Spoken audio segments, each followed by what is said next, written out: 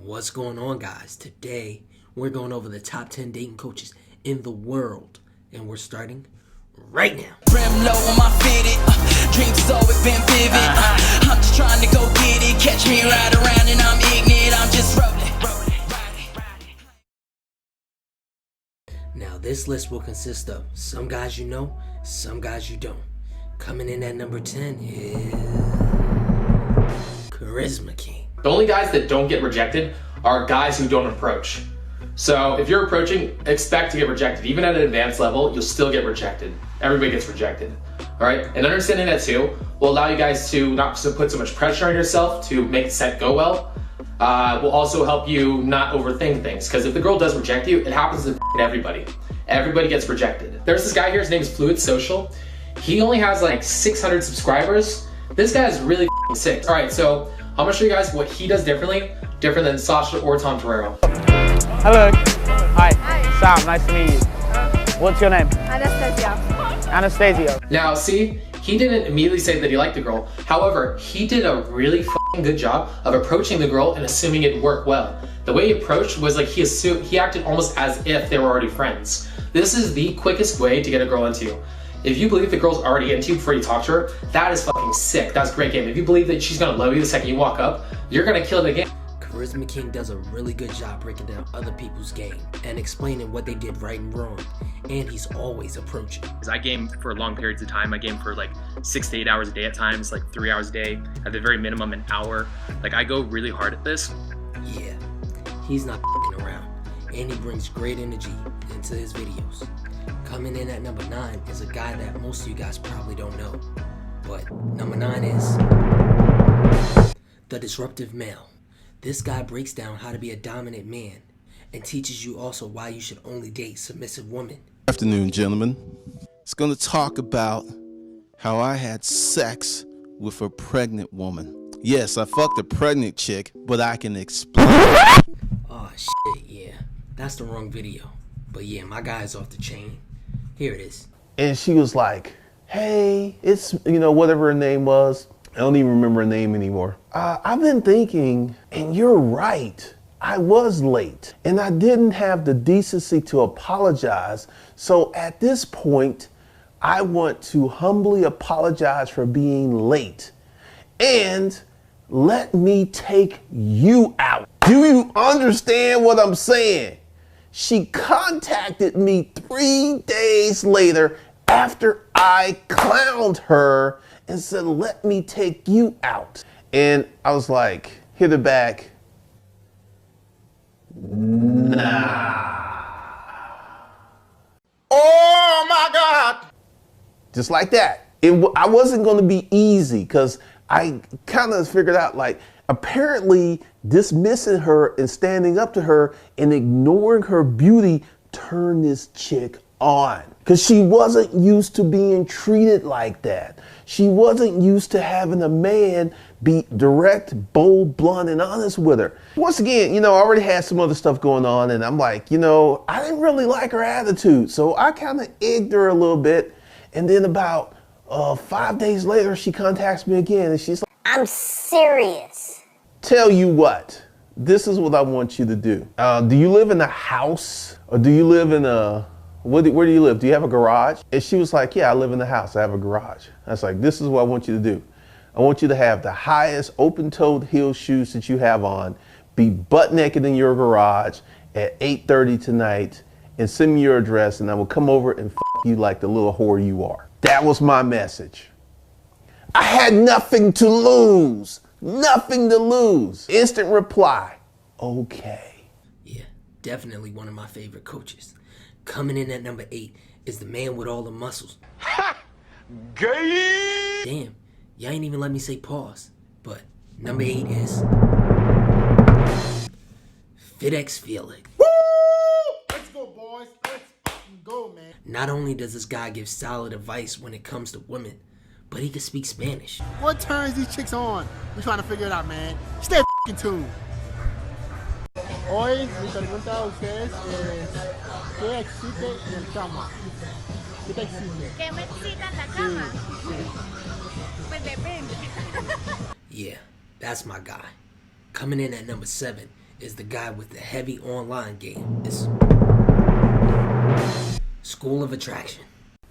Hey guys, today I'm going to show you how I got 14 dates in just 4 hours work on Tinder. I'm going to show you every step along the way of how I built the profile. I'm going to show you examples of my profile and other profiles that are getting similar results so you can copy exactly what I did and get exactly the same result yourself. Yeah, I like him because he breaks down a lot of online game, things that you could duplicate. But I have to admit, sometimes his videos can be a little boring, but the dating advice is definitely there. Let's take a quick break to call out a dating coach that has claimed to have slept with over 1,250 girls. I had a subscriber ask me, do I believe him? And the answer to that is, hell f***ing yeah. I keep telling y'all. Men lie, women lie, numbers don't. So, coming in at number 6 is John Anthony Lifestyle. Why do I believe him? It's simple. He brings an analytical aspect to getting laid. You bring in leads through cold approaching and online dating.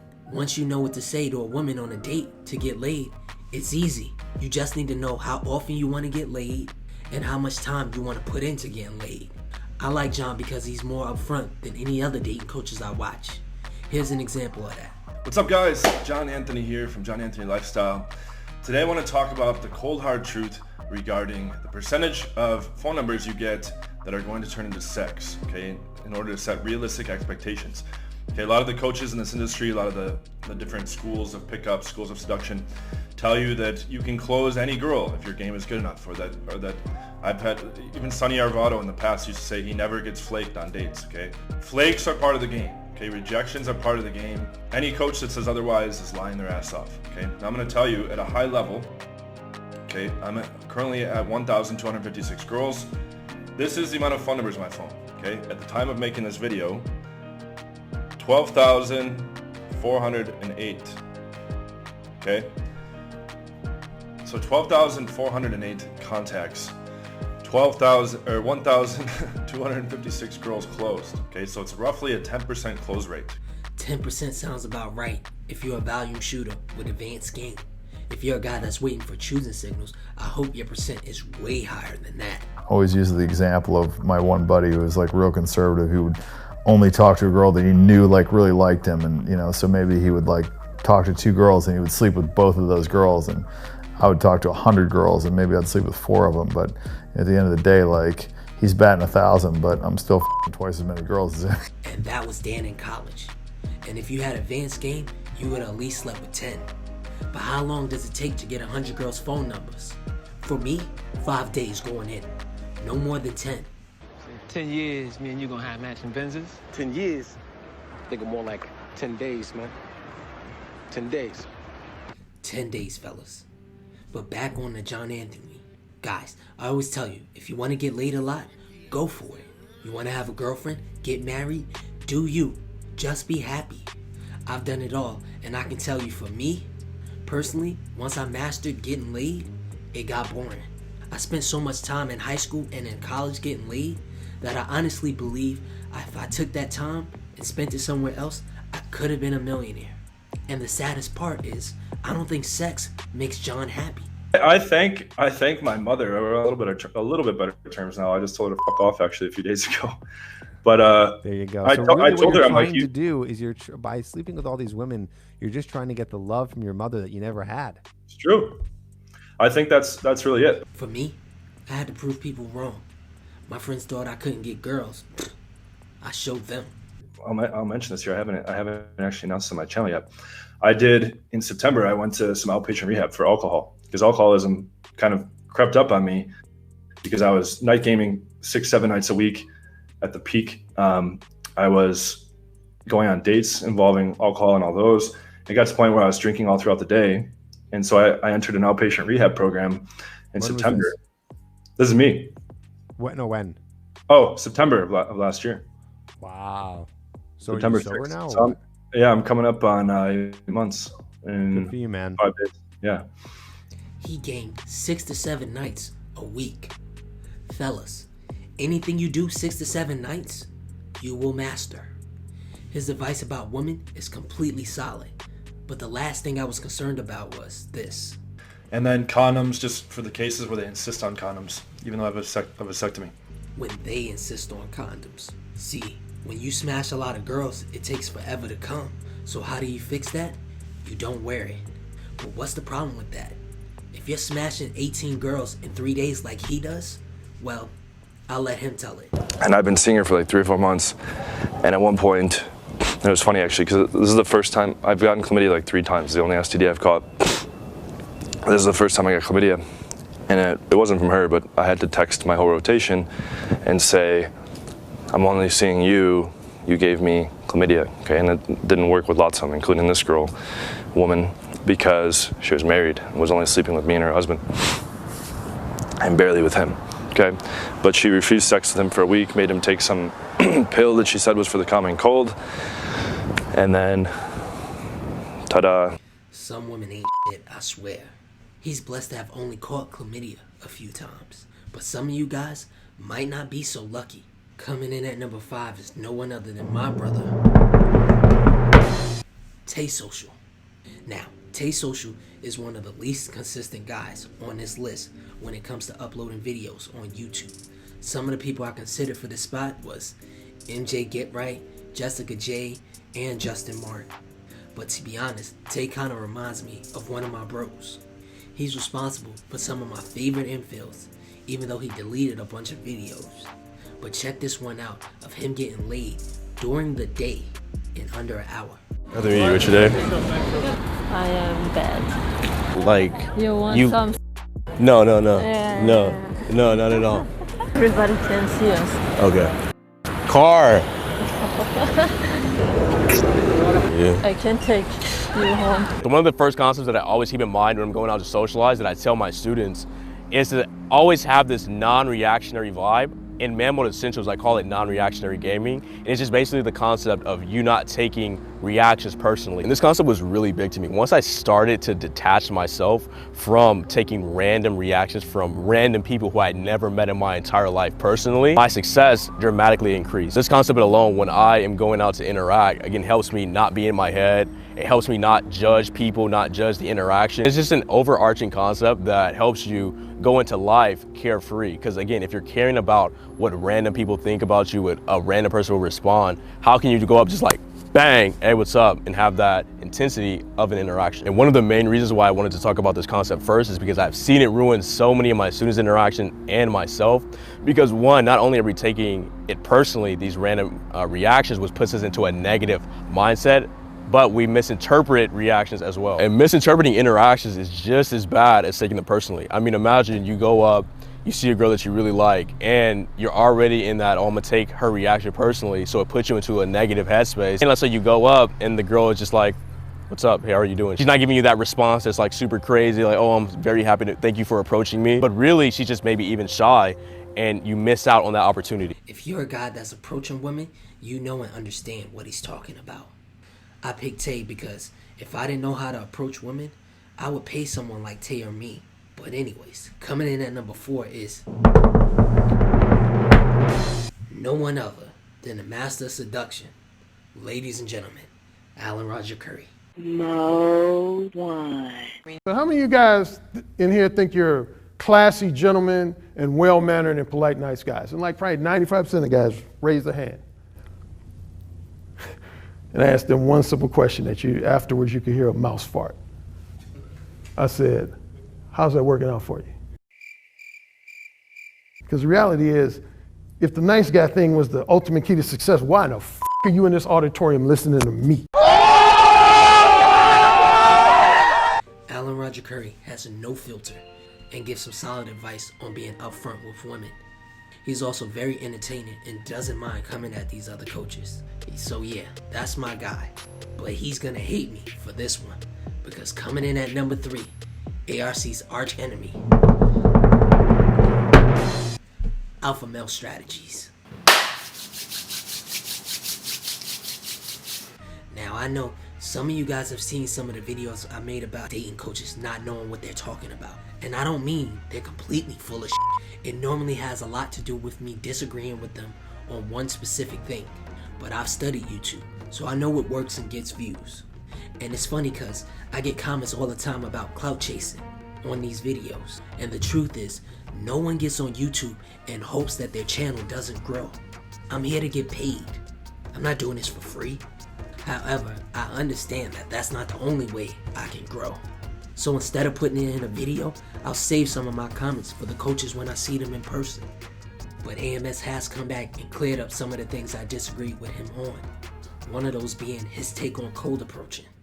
This is a low value versus high value mindset. This is why guys can't grasp my fucking choosing signals and shit like this. If you got a 4-girl rotation, all right, and you go in the club on Saturday night and you already got lined up for when you leave the club, are you gonna go in there fucking cold approaching and shit?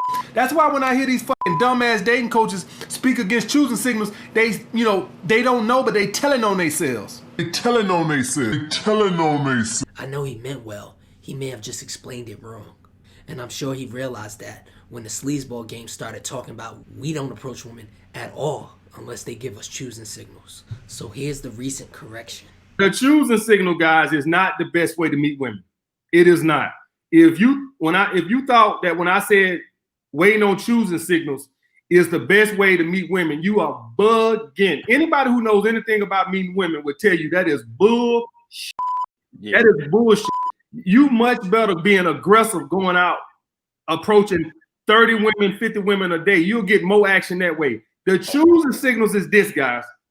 What I learned in my life was no matter how many women you sleep with, it'll never be enough. I learned that when I was 22 and I'm 31 now. So I'm gonna tell you right now, the number one reason why a lot of you guys are frustrated and stuff like this right here is because female validation has took over your life.